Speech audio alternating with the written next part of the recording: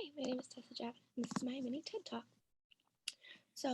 My capstone experience was at Mayo Rochester on the Pediatric Medical Surgical Unit. I really enjoyed it up there. I've always known that I've wanted to work in the pediatric units, but I've never actually had a chance to do a pediatric clinical during any of my other courses. Even during my family course, I was always with newborns, which was really exciting for me too, but I never gotten to work solely with the child, was just the patient. So that's why I was really excited when I found out that I was getting to have my capstone at Mayo Rochester in pediatrics because, one, I really enjoy the Mayo organization. I think everything that they do is great and what they stand for is great, but also, too, just getting a chance to do a capstone experience there was just so exciting for me. So transitioning into more of not so much a student, but as the actual nurse was something that I was a bit overwhelmed with at first, just because one, I had never been to Mayo Rochester before for a clinical experience. So just those first few days of figuring out where to go was a little hectic and stressful, but I was eventually able to do it, and it's super easy to get around now that I know where I'm going. I was also too, a bit overwhelmed with uh, all the other clinical experiences I've had. I've just been able to say, okay, every Tuesday or every Wednesday I have clinical. Those are my days that I do it. So I can build that into my schedule.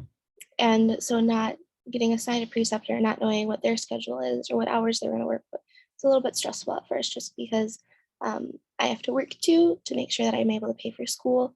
And so that was a bit stressful, but everything worked out great because my preceptor worked 8-hour shifts in the evenings. So it was great. I could do things in the morning like schoolwork, work, and I could still go in the afternoon and have a full day, learn so much, and just have a great time.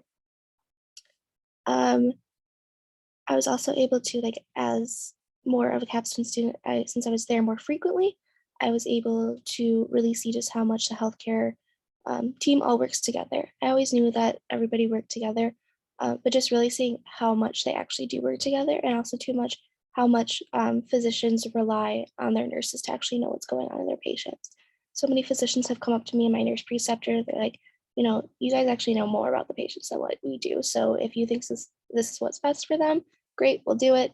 Um, we might still have thoughts or opinions on it, but we're going to listen to you because you are the ones who are at the bedside with the patient, and we just come around on our rounds, once a shift or whenever we get paged.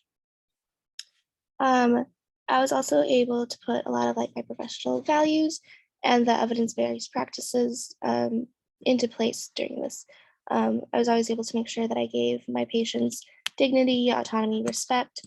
While they're not necessarily nursing professional values, I also really value autonomy and education. Education has always been something huge for me. And so being able to actually see and do education for patients and see them be able to learn and teach it back to me, and knowing that my teaching was effective was also a really big thing for me. I was also too, with those evidence-based practice skills, was able to see a wide variety of all those that fit. One of the biggest ones, though, was the use of scrub hubs and then alcohol caps on IV insertion sites, or excuse me, the capped IV areas. So if the IV wasn't being in use, making sure that we had a cap on it every time that we were changing things out, putting that scrub hub on it as well too, trying to make sure that we get rid of all bacteria, viruses, any sorts of things that could get into them, and therefore causing infection or a severe reaction of some sort to our patients. So I had my two goals throughout capstone. So my first goal was learning how pediatric unit works, and then how works and flows, and then what nurses do besides just being at the bedside. And then my goal number two was being able to perform all skills by myself while being supervised, and then take on a full patient load and feel confident in that. And I believe that I was able to do both of those. With the first one, I was definitely able to learn how a PEDS unit works. Obviously, all PEDS units are going to look a little bit different, but I really enjoyed that we had what we call treatment rooms on each unit. So that was where if a patient had to go in and get an IV inserted or any other type of procedure that was a bit more invasive but didn't require like an OR or certain imaging for it, they could go into that room. And that way that their actual room then was reserved as more of a safe space, and that treatment room was where they would get poked or prodded or whatever they needed to get done. In that space too, then we were able to allow for families, child life specialists, the nurse, the doctor, whoever needs to do like the IV insertion or whatever to be in there. So that was one of the big things that I was able to learn from how a unit flows. Again, calling back to what I said a little bit earlier too, I was really able to see how much a nurse does from the beds, away from the bedside, such as coordinating with physicians, social work, pharmacy. They're really the ones that make sure that if a patient's getting discharged, that they're actually going to get discharged that day, making sure that pharmacy has all the medications that they need there to be picked up, social work if they need a transport, or if they speak a different language, getting an interpreter in there. And then obviously the physician signing off on those discharge orders and say, yep, they're good to go. While being able to practice all of my skills, I feel like I was very confident in that going into it, but it got even more confident as my experience went on.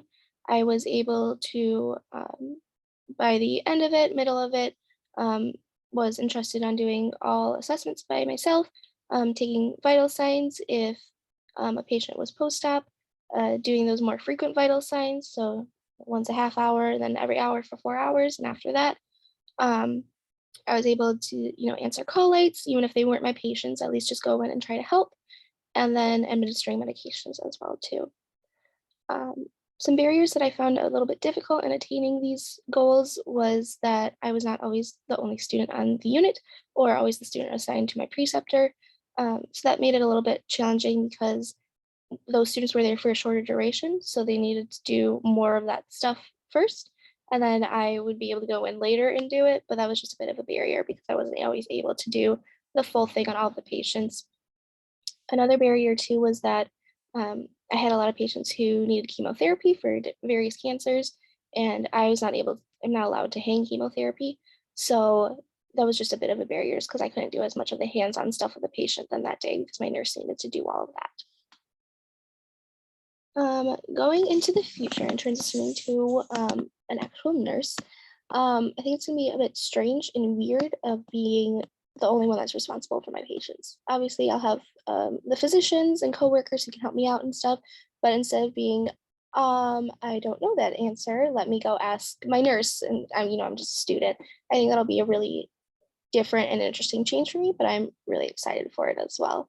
And then I'm also just excited to move forward with my career and doing all sorts of things that I'm looking forward to with it. And also then just excited to put what I'm actually learning into practice. While I've gotten to do most of my skills in practice, I haven't been able to do all of them.